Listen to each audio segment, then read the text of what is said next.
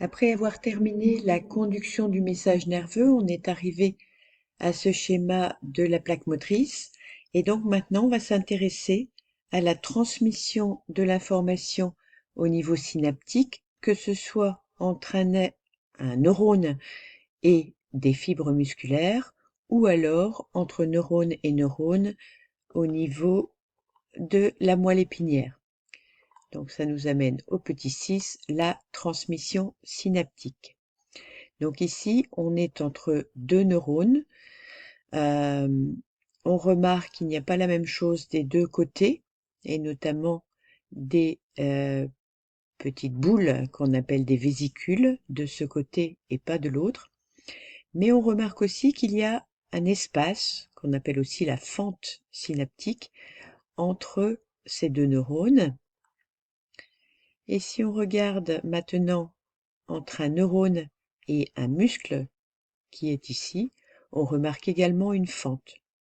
Donc le problème qui se pose, comment un message électrique peut-il franchir un espace alors que si on débranche la prise d'un appareil électrique, le courant ne va plus passer?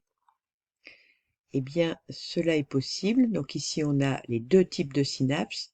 Synapse entre un neurone et un deuxième neurone. C'est la synapse qu'on trouve dans la corne ventrale de la moelle épinière. Et la synapse entre un neurone et des fibres musculaires, c'est la plaque motrice qui est représentée ici. Donc, que ce soit celle-ci ou celle-ci, dans une synapse, il y a toujours une fente et donc un problème de communication du message électrique. Ce problème est résolu par une communication chimique qui est montrée ici par ces images qui nous montrent l'élément présynaptique avec des vésicules qui ont été colorisées. On est en microscopie électronique, ça devrait être du gris. Avant stimulation, on voit que ces vésicules sont dans l'élément présynaptique, dispersés un petit peu partout. Par contre, après stimulation, on voit que certaines ont leur membrane qui a fusionné avec la membrane du neurone présynaptique. On dit donc qu'il y a exocytose, c'est-à-dire sortie et donc libération du contenu, c'est-à-dire des molécules, dans la fente synaptique ou l'espace synaptique. Donc une communication chimique se fait dans la fente synaptique. Nous avons construit un schéma à partir de cette image. Bien évidemment, dans notre schéma, on n'écrira pas les termes à l'intérieur du schéma, mais à l'extérieur. Donc on a ici l'élément présynaptique, c'est-à-dire avant la fente synaptique, et l'élément post-synaptique, c'est-à-dire après la fente synaptique. L'ensemble constitue une synapse neuronique, puisque ce sont deux neurones qui sont impliqués. On peut construire un schéma fonctionnel, c'est-à-dire à la fois structural sur la partie gauche, en expliquant quels sont les différents éléments. On y a ajouté en classe les notions de vésicules, de neurotransmetteurs, de récepteurs également. Et sur la droite, on peut y indiquer le fonctionnement pour rendre le schéma fonctionnel. Ce qui nous a amené à compléter la notion 78 pour dire où se produit le relais synaptique entre les deux neurones. Donc ça nous amène dans notre schéma global au petit 4, transmission synaptique du neurone sensitif, le neurone bleu, au motoneurone représenté en rouge. C'est donc ceci que l'on a traité à ce moment-là. Et cette transmission synaptique aboutit à la naissance d'un message nerveux moteur qui va cheminer le long de ce motoneurone. On va pas réexpliquer le cheminement avec notamment le gain en temps par la conduction saltatoire. C'est la même chose que pour un nerf sensitif. On arrive maintenant à la synapse neuromusculaire. On reconnaît le muscle à ses mitochondries et à ses fibres musculaires striées qu'il faut donc représenter dans le schéma. On a ici le même type de schéma mais avec les annotations. Bien évidemment, vous ne les mettrez pas à l'intérieur mais à l'extérieur de votre schéma. Donc là aussi, communication chimique dans la fente synaptique. Et cette communication chimique, elle se fait par un neurotransmetteur qui est toujours le même et qui est démontré par ces expériences qui constituent donc, à chaque fois qu'il y aura ce panneau, un argument pour votre copie. Donc ce que l'on fait, c'est qu'on met une micropipette au niveau de la plaque motrice, c'est-à-dire de la jonction entre l'axone moteur et les fibres musculaires. On stimule et on ajoute éventuellement de l'acétylcholine. Donc dans l'expérience 1, on a stimulé l'axone du motoneurone. À ce moment ici, le temps n'est pas gradué, on n'a pas besoin de le connaître, on sait que c'est des millisecondes. Et on mesure le potentiel ou la différence de potentiel, comme on en a maintenant l'habitude, et on enregistre 3 PA, donc 3 potentiels d'action, c'est-à-dire un train de potentiel d'action avec une certaine fréquence. Dans l'expérience 2, on a déposé donc en A, ici, une microgoutte d'acétylcholine, au même moment qu'on avait fait la stimulation, je dirais, dans l'expérience témoin. La notion de témoin est toujours importante quand on fait des expériences. Et on remarque que là aussi, on a des potentiels d'action qui sont enregistrés. Donc, ça veut dire qu'ici, notre stimulation avait provoqué l'émission d'acétylcholine dans la fente synaptique, leur réception par les récepteurs spécifiques que l'on connaît bien maintenant. Peut-être que cette goutte d'acétylcholine était trop petite pour obtenir le même message, c'est-à-dire un message avec une fréquence de potentiel d'action de 3 dans ce temps donné.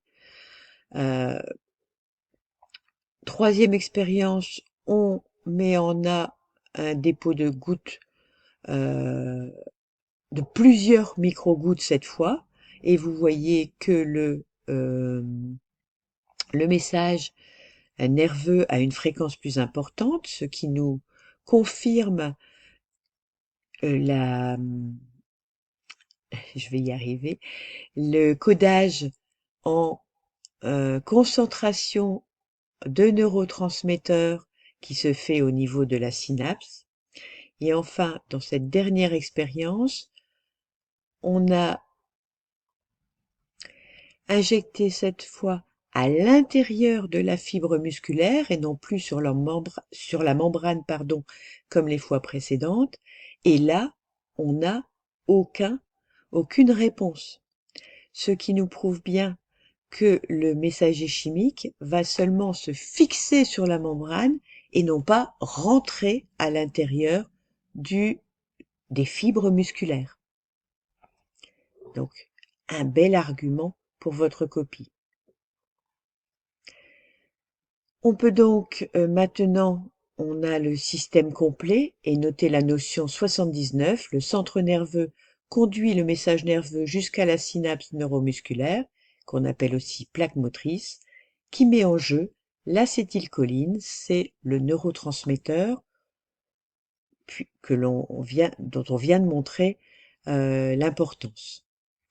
Pour terminer ce paragraphe, grand A, on va voir ce qui se passe depuis le message nerveux moteur. Dans votre copie, ce ne sera pas cette abréviation qui n'est pas conventionnelle, jusqu'à la contraction musculaire. On voit ici la propagation des potentiels d'action à la surface d'une fibre musculaire. On est donc au niveau de la plaque motrice.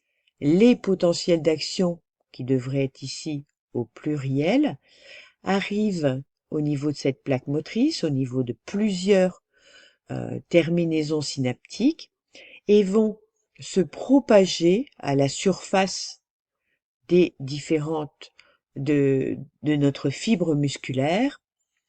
Ça, c'est un premier point que vous pouvez noter.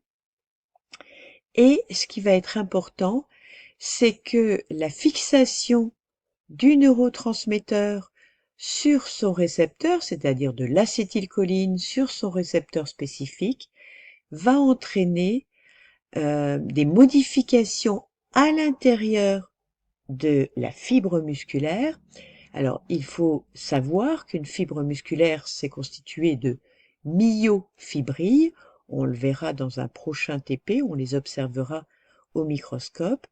Et donc, ces myofibrilles sont des cellules qui ont un réticulum endoplasmique. Vous avez dû entendre parler du réticulum endoplasmique pour la synthèse des protéines en première. Ici, ce réticulum endoplasmique s'appelle réticulum sarcoplasmique et vous le voyez ici tout à la surface de l'ensemble des fibres musculaires. Expérience et donc argument pour votre copie. On a ici mesuré la tension mécanique de la fibre musculaire. Donc, ça veut dire que cette fibre se contracte.